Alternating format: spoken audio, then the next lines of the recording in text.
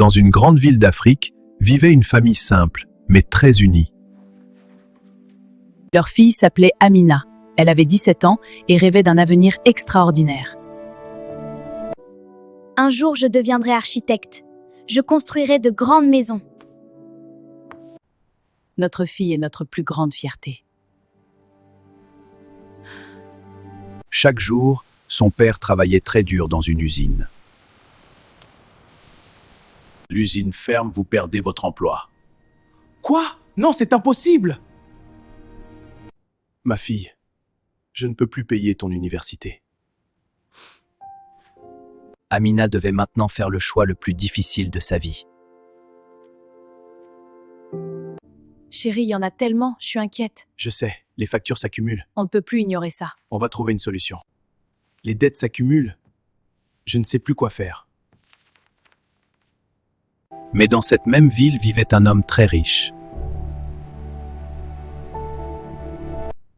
Je connais un milliardaire qui cherche une femme. Vraiment? Si votre fille m'épouse, je prendrai soin de toute votre famille. S'il épouse Amina, il paiera toutes nos dettes. Mais à quel prix? Cet homme était l'un des milliardaires les plus puissants de la ville. Allô? Oui, je vous écoute. Mais derrière sa richesse se cachait un secret dangereux. Ils veulent me marier pour de l'argent. Cette nuit-là, Amina entendit une conversation qui brisa son cœur. Je sais, mais c'est si difficile. Je ne veux pas me marier, je veux devenir architecte. Tous ses rêves semblaient maintenant en danger. Nous avons trouvé un milliardaire qui veut t'épouser. C'est une opportunité incroyable. Quoi, je ne peux pas? Je ne veux pas me marier. Je veux finir mes études. Parfois, on doit se sacrifier pour sa famille. Le milliardaire arriva pour rencontrer Amina. Amina, ravi de vous rencontrer enfin. Le plaisir est pour moi, monsieur. Asseyons-nous. Dans son cœur, il pensait « Tu ne sais pas ce que je te réserve. » Cet homme a l'âge de mon père. C'est un milliardaire. Il paiera toutes vos dettes. Tu pourras continuer tes études après. D'accord, tante. D'accord, j'accepte de l'épouser. Une semaine plus tard, le mariage fut organisé dans une grande salle. Amina portait une magnifique robe blanche. Ils partirent ensuite pour 2 jours de lune de miel. Pendant leur lune de miel, le milliardaire montra à Amina un amour intense. Pendant ces 2 jours, Amina crut avoir trouvé le bonheur. Mais une fois de retour à la villa, tout changea. Je change le code de ton téléphone. C'est pour ta sécurité. Tu n'as plus besoin de parler à tes amis de l'université. La grande villa devint peu à peu une prison silencieuse. Les domestiques s'occupaient de tout, mais Amina restait seule.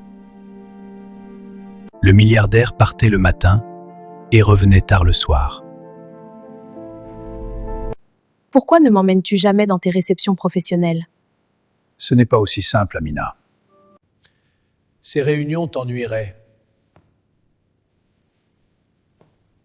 Un soir, seule dans la grande villa, Amina faisait défiler les photos des événements professionnels de son mari. À côté de lui se tenait une dame élégante aux cheveux gris, presque du même âge que lui. Sous la photo, la légende disait « La femme du milliardaire ». Qui est cette femme? Dis-moi la vérité, qui est cette femme que j'ai vue avec toi dans les photos du gala? Amina attendait, ne dit rien. Son silence révélait toute la vérité. Dans ce silence lourd, Amina comprit qu'elle avait été trompée depuis le début. Et Amina n'était qu'une femme cachée qui la servait juste de couverture pour cacher ses crimes. Il passait des heures dans son bureau privé, un endroit interdit à Amina. Un jour, Amina entra dans ce bureau. Elle découvrit des documents étranges. Des comptes bancaires étrangers, des transactions louches. Nous cherchons votre mari. Ces transactions frauduleuses sont à votre nom.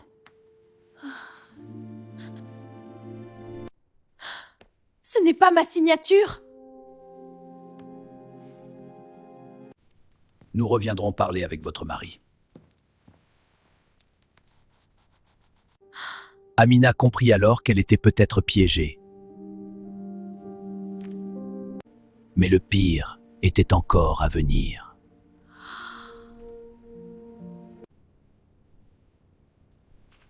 Aujourd'hui, des inspecteurs sont venus à la maison. Des inspecteurs? Oui, ils sont déjà en bas. Que veulent-ils? Je ne sais pas. Ils m'ont montré des documents avec mon nom et ma signature. Tu ne leur as rien dit? J'espère. Si tu parles, ta famille paiera le prix. Non, je n'ai rien dit.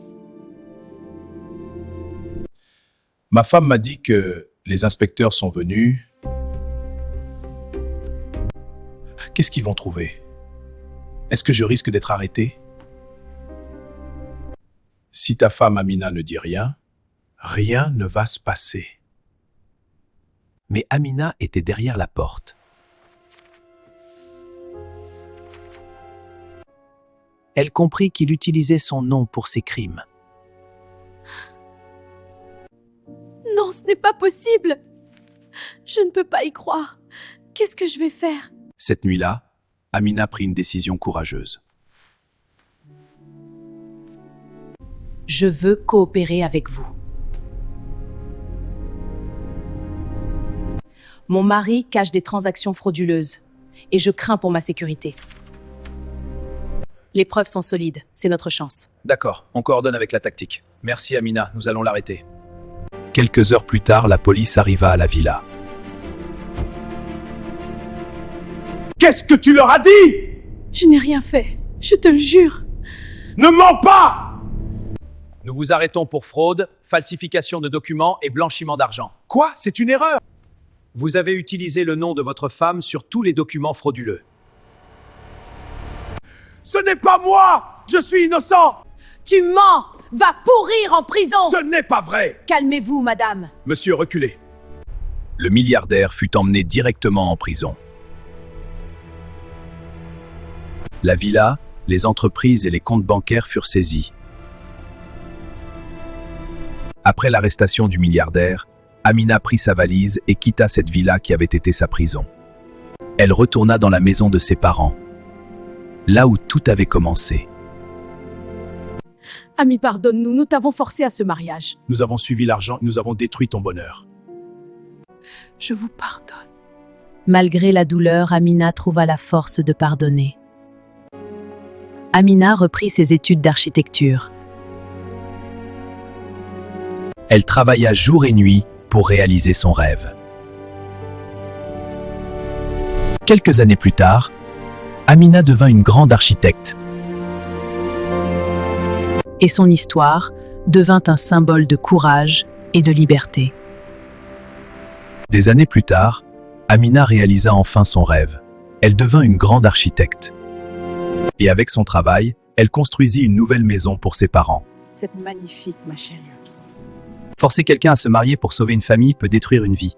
Mais le courage, le pardon et l'éducation peuvent transformer la douleur en succès. Et parfois, ceux qui ont souffert deviennent les plus grands exemples de réussite. L'argent ne doit jamais décider de l'avenir d'un enfant.